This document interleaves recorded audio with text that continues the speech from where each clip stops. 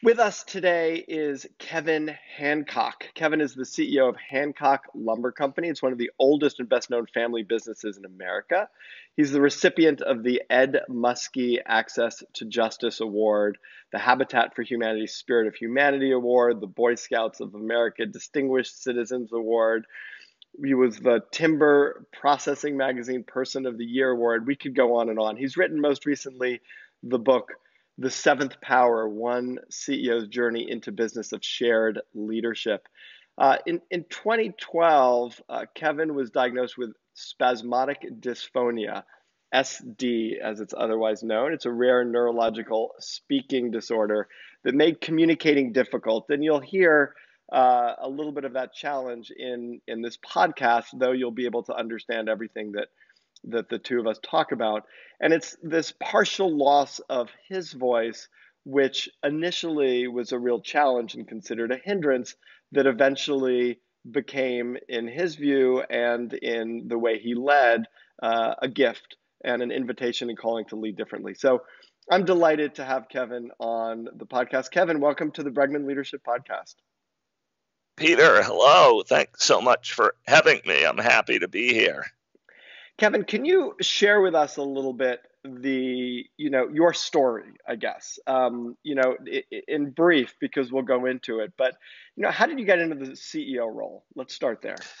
Yeah, so our company is a family business that goes back to 1848, so before the Civil War. And I'm part of the sixth generation of my family to work for the company. And my dad, who had run the company before me, died quite young in 1997. And I took over the company at the age of 31. And as 31-year-olds tend to think, I was sure I was perfectly ready for it. And maybe describe a little bit, just in a couple of sentences, the way you led when you first became CEO. Yeah, it was very traditional. I was always present, always speaking. I was quite literally the voice of our company. And then you became sick. You got SD in 2012. Correct. It kicked in a little bit earlier, around 2010, right at the peak of the housing and mortgage market collapse, which was a really difficult time for our company and industry, as I'm sure you can imagine. Did you consider leaving the role of CEO? That's an interesting question. That thought never crossed my mind, but it did throw me off at first because, and I laugh about this now, Peter, but I said to myself, well, what possible good could a CEO be who can't talk all the time? But it ended up bringing me, kind of forcing me into a very different approach to leadership that I've come to really embrace and love and promote. And so I'm very curious to talk about that. And originally when you first got in the role, from what I've read in the book, you really defined yourself by your role. You were CEO, and that meant a whole bunch of things to you. What did it mean to you in that moment? Yeah, well, I think when you grow up in a family business and your own name is attached to the business, that it's quite easy for your personal identity to become lost in the business itself, and for you to really wake up one day and feel like, well, the performance of the business is really the measurement of myself as an individual. I just had gotten that intertwined with the company, and it's actually, I think, why I got sick when the company really went through that difficult period with the housing mortgage market collapse. I don't think I could distinguish between a wound to the company and a wound to myself. That's how intertwined the two had got. And was becoming sick how you escaped that sort of role definition? Yeah, because it forced me to stop and to think and to reassess, and I began during that period to do a lot more personal inquiry. When it's hard to talk, you talk less. When you talk less, you're quiet more. When you're quiet more, you think more. When I thought more, that pulled me inward, and that kind of launched what turned out to be a really, for me, kind of glorious adventure and renaissance that I became quite thankful for. But I didn't see any of it coming at first. It was just a voice disorder that threw me off balance. So, Kevin, I'm so interested. I want to get to the point where you have this sort of blissful acceptance and, inner depth that you drew from the disease and where you are now. Before we get there, I'm so interested in those very challenging, difficult, uh, or if they were challenging or difficult, it sounds like they were transitional moments. Like I want you to bring yourself back to the place where you're CEO. You're running this thing. You're on. I don't know if you're on the top of the world, but you're certainly at the top of the company. You lead by speaking, and then that's taken away from you. Like what in those moments is going on for you? Yeah, I've been a very competitive person. So initially, I just like dug in and kept like fighting. The challenge was, which is not the case today, but then it was really difficult to talk. It took like a major athletic feat to push out just a few short sentences. So what I really had to do was figure out how to lead while doing a lot less talking. And you don't feel that now, meaning it's not a physical feat to speak, I've or is? gotten a lot better. The condition is considered incurable today, but one of my personal goals has been to help prove that it's not. And you can tell when you hear me that my voice is a bit unique, but I can talk and talk today, and it doesn't really bother me in any way. So I've actually recovered quite a bit across the course of a decade. Okay, so I guess what's important for me to know is I'm not putting you through a bunch of pain by asking you a bunch of questions and having you answer them. That's correct. Yes. Okay, good. So you lose your ability. It's not like you went through this personal transformation and changed your leadership. You lose your ability to lead the way, you don't lose your position, but you lose your ability to lead in the way that you've always led. Correct.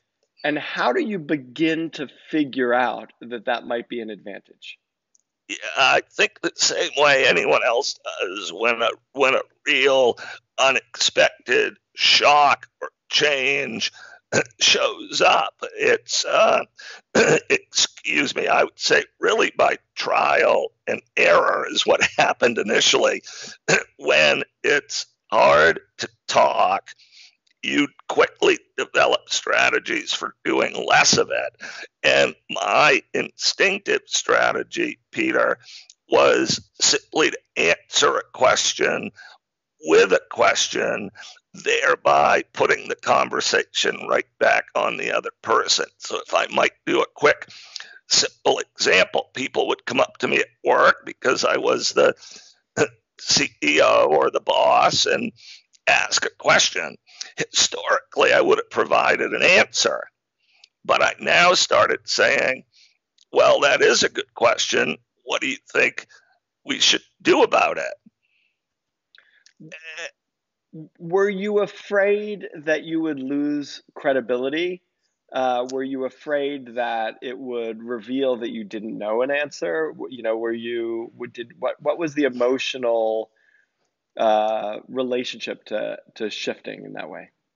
Yeah, I didn't have any of that. I think, and when you think about it, if that had happened to you, how would the people around you who love you have responded to that? They would have been super supportive, Supportive. and that's what happened to me. So I didn't experience really any anxiety that way. I just had to talk a lot less.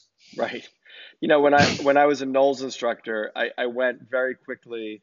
Knowles is National Outdoor Leadership School, and we ran 30-day expeditions teaching leadership on them. And I went very quickly from never having camped before in my life to suddenly leading camping trips. And I found that I can answer any question that everybody asked me with one of three things, which is put on a hat, drink more water, and then if it wasn't something that could be answered with put on a hat or drink more water, I merely just said, "What do you think?" And then let them figure it out. And it turned out that those were also very highly rated leadership characteristics born from my own ignorance of being able to answer those questions. But I guess the answer is it doesn't matter because people have ideas, people think things, and they end up getting more ownership when they answer their own questions. Yeah, exactly. And that's what I experienced. What struck me after months and months of answering a question with a question was that people already knew what to do. This is what really got me thinking differently about leadership. They didn't actually need a top down management centric directive to the vast majority of questions and challenges that they faced during the course of a workday. They already knew what to do. All they really needed was the confidence and the courage to trust their own judgment and voice, and a safe work culture to know that it would be okay to make a mistake or have something that chose to do not go perfectly. I think that's so profound, Kevin. And I could twist it in more of a negative way, which is not usually my style. But like people ask you questions because they don't want to take ownership of the consequences of their actions. And then if you say, yes, that go do this, and they could do it, and then they're not self-responsible. And when you, but I sort of prefer the way you're saying it, right? Which is that we need to help people have the confidence and recognize that that people generally act in good faith, and that if they fail, they're not happy about that either. And by the way, they're a lot less happy about it if they're pursuing their own idea than if they pursue your idea. And then they could say, well, Kevin's idea didn't work. That's so well said. So what happened in our company over time, as you can imagine, is that accountability actually went way up because suddenly everybody was making their own leadership decisions. So when leadership changes towards the perspective of sharing power versus collecting it, it does then change followership to the point you were talking about. And the one safe thing about followership is if things go wrong, it wasn't your fault because it was someone else's idea. Right. And so the cultural approach of sharing power, dispersing leadership, really I've found strengthens accountability because people are making and owning their own uh, choices. And then we try to do that in a safe way, which is if it doesn't work out, fine, we'll go back at it and fix it or make it better. Right. It's great. I love it. So it requires a couple of things, I think, and I'm kind of curious how you manage that. One is it actually requires competence and good faith effort and capability among the people who are answering their own questions, right? Meaning that confidence isn't enough. You also need competence. Yes. Because if you build confidence without competence, you're buying yourself a lot of trouble.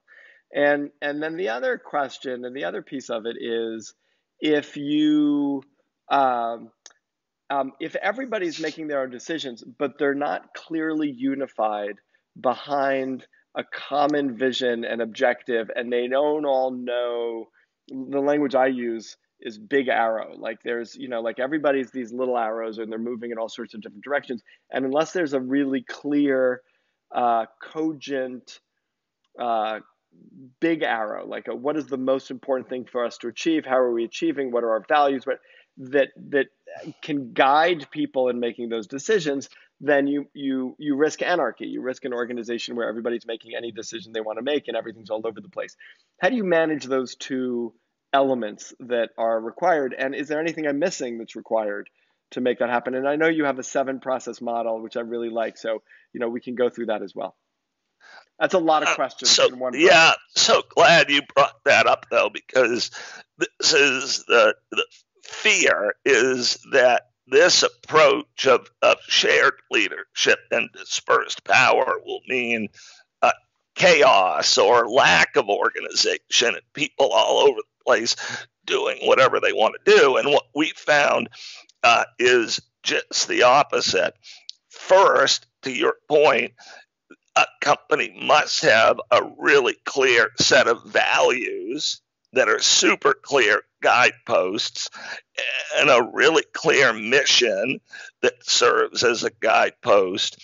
And then next, though, our focus has been to include employees in discussions around the most important choices that affect them.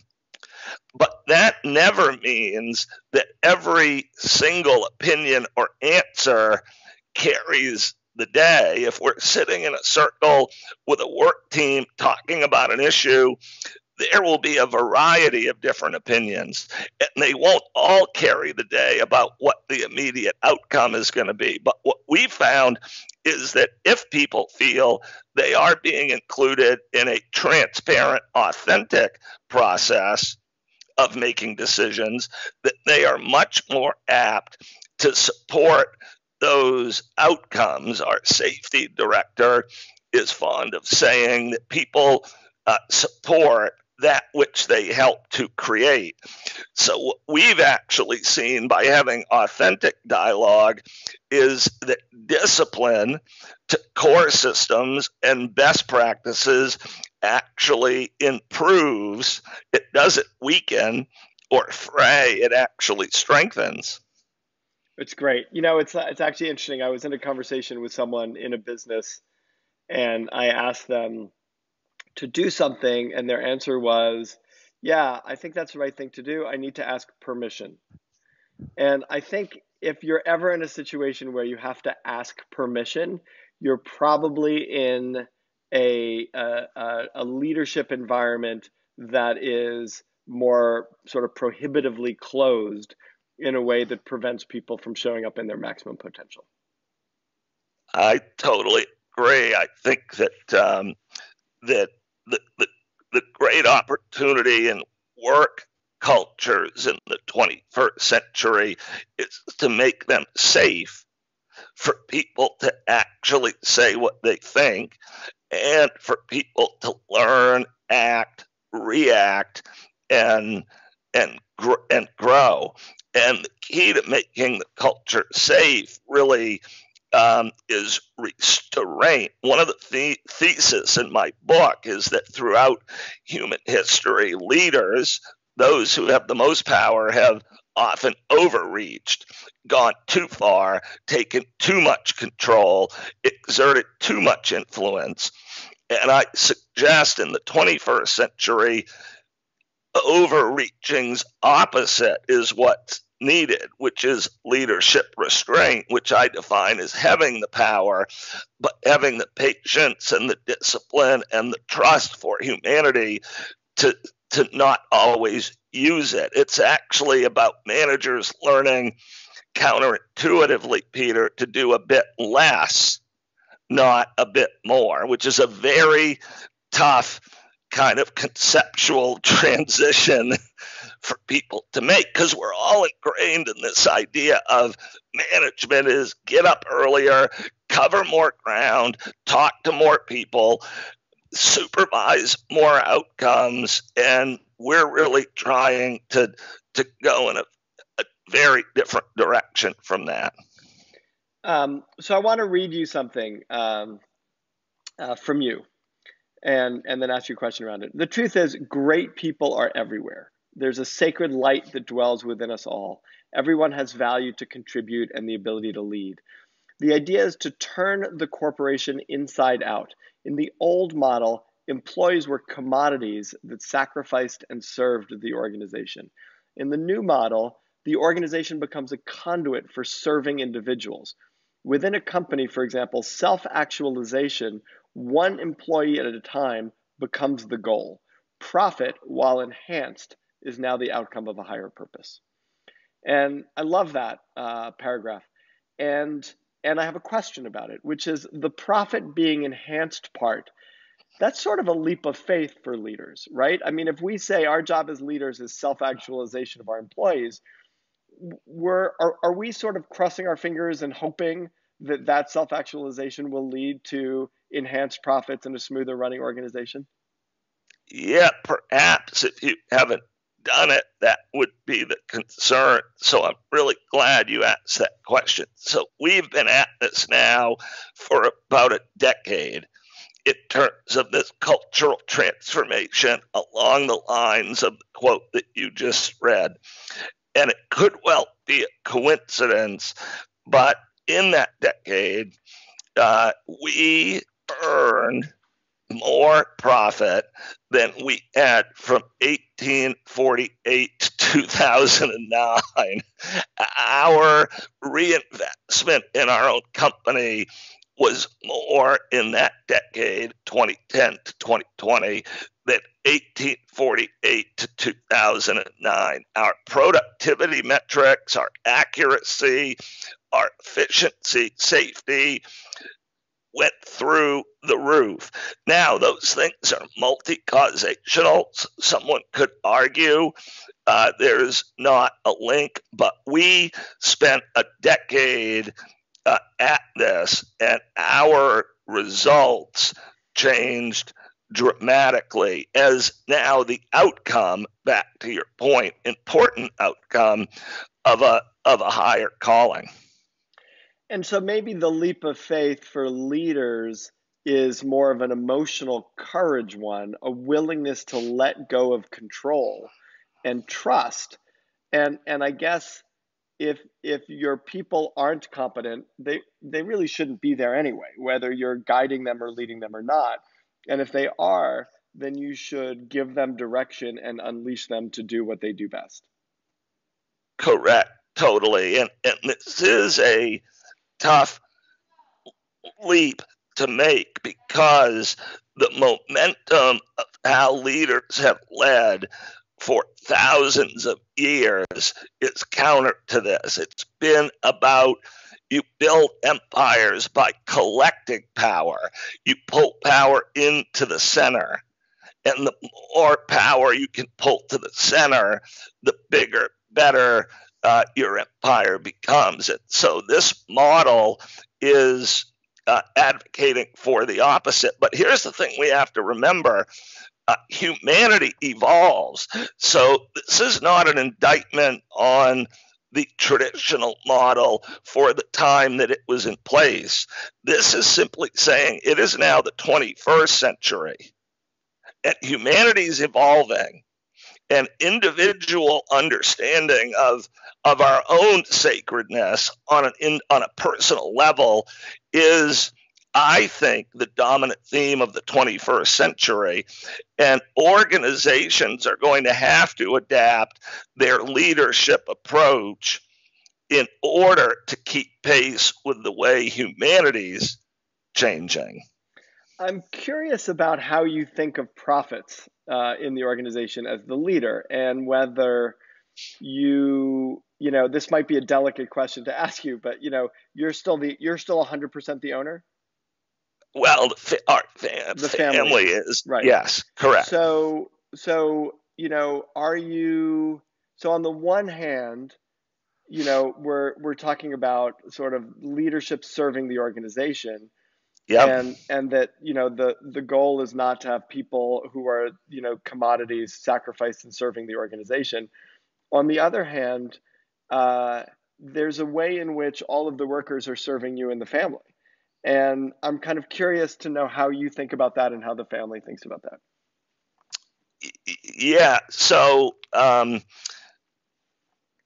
guess I would say this. My feeling about profit is that it is a super important outcome of a higher calling. I think about it as the fuel that powers a company's ability to do good. The more profitable we are, the more fuel we have to go, move, do, and change. And I'm also a big believer in being really transparent with society about what happens to profit. So, 95 cents out of every dollar we make or more is either going to go in taxes to government, or it's going to be reinvested right back in the company. And when you really show people what happens to profit, I think people's acceptance that profit is actually a universally beneficial objective goes will go way up. Everybody in the organization is better off when the company does better, and everybody in the organization is worse off when the company does worse. And if I might just add there, I think that we're really in a time when we've got to think differently about winning and losing. That traditional model of winning has meant someone has to lose. Workers versus corporations, empire versus empire, religion versus religion. But in this new age we're in, where this planet is so connected, there is no winning anymore that doesn't include everybody. And the idea that corporate success doesn't benefit everyone and shouldn't benefit everyone, to me, is an outdated way to think about corporate performance. Again, this might be an awkward question, but it's really coming out of this place of curiosity of how the sort of leadership philosophy plays out. Do workers in the organization, do people know how much you and the family make? We are very transparent about the profit performance, and everyone in the organization has incentives tied to the profit performance. Right. So everyone's income moves together, and our ability to keep improving the workplace through reinvestment moves with it as well. I find it's better to be transparent about all of that than protective or secretive, because that really fits, again, the shared leadership approach. Everyone really needs to see and understand these things that used to be like the secret corporate center black box of books for the company. That stuff right. needs to be out there and shared. Have you faced employees who are resentful of what you are making, or or no, that it's more of a shared experience? Yeah, I mean,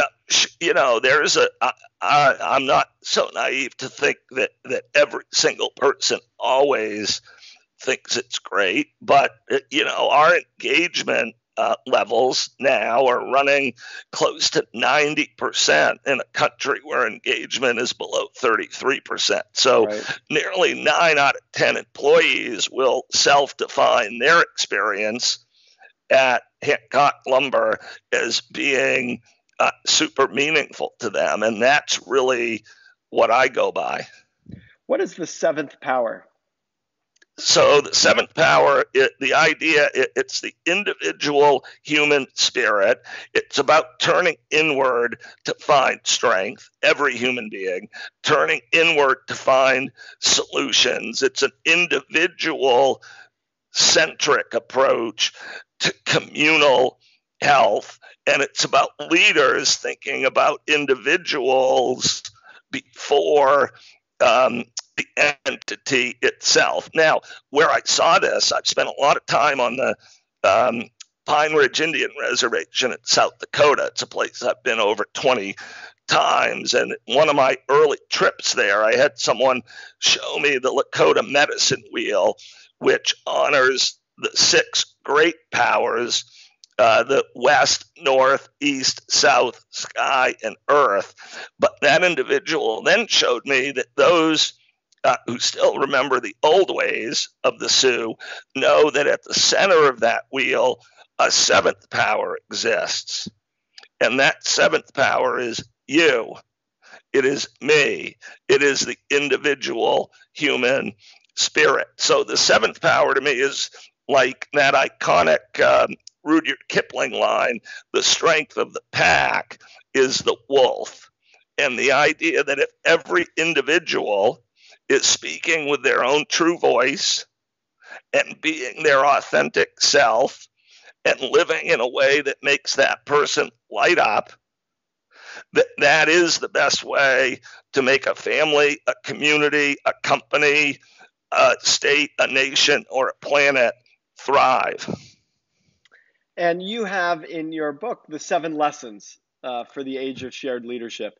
Is that your format is not east, west, north, south, earth, sky individual, but are those 7 lessons in some ways reflective of those the sort of 7 directions? Well, they are, yeah. So I had a bit of a personal awakening thanks to my voice condition. We then turned that into a bit of a corporate awakening. I'm like, well, could this actually be applied to an entire company? Went at that for a decade, concluded it could. So then I said to myself, well, got greedy in the best sense of the term. Well, could this be applied to an entire planet? So this book is a bit of a travel adventure that goes out in search of kind of validation or further learning about this idea of dispersed power. The book begins on the Navajo reservation east of Flagstaff on the edge of the Colorado Plateau, and it makes 7 stops ending up in Kiev in the Ukraine of all places, where at each stop I pick up what I believe is a different lesson or fundamental component of the age of shared leadership. I love that. And so one of the questions is, you had this awakening because of SD and how it impacted your voice and your ability to lead in the way that you had always led. What you're hoping is other people can have this transformation without necessarily getting SD or without getting sick or without having, something that they consider to be an essential element of who they are taken away from them. Have you found that to be the case? Meaning, can the rest of us, is it reasonable to think that the rest of us can go through this, whatever transformation we need to go into without necessarily going through the illness or the suffering or the challenge, of something dear taken away? Yes, I definitely believe that is the case. Have seen it time and again now, but also believe that leaders, my book in some ways is really a call to leaders, that leaders can really, really help transform the planet by creating a new culture within their organizations that encourages the individual human spirit and that makes it safe for people to look inward and to find their own strength and voice and to pursue it. That we really can accelerate this by leading differently. We have been speaking with Kevin Hancock. He is the CEO of Hancock Lumber and also the author of The Seventh Power, One CEO's Journey into the Business of Shared Leadership. Kevin, thank you so much for your openness and generosity and the journey that you're on and your willingness to share it with us. Well, thank you, Peter. I'm really appreciative of you having me on and helping to share my voice. Thank you. Well, we've enjoyed your voice. Thanks for being on the Bregman Leadership Podcast. Thank you.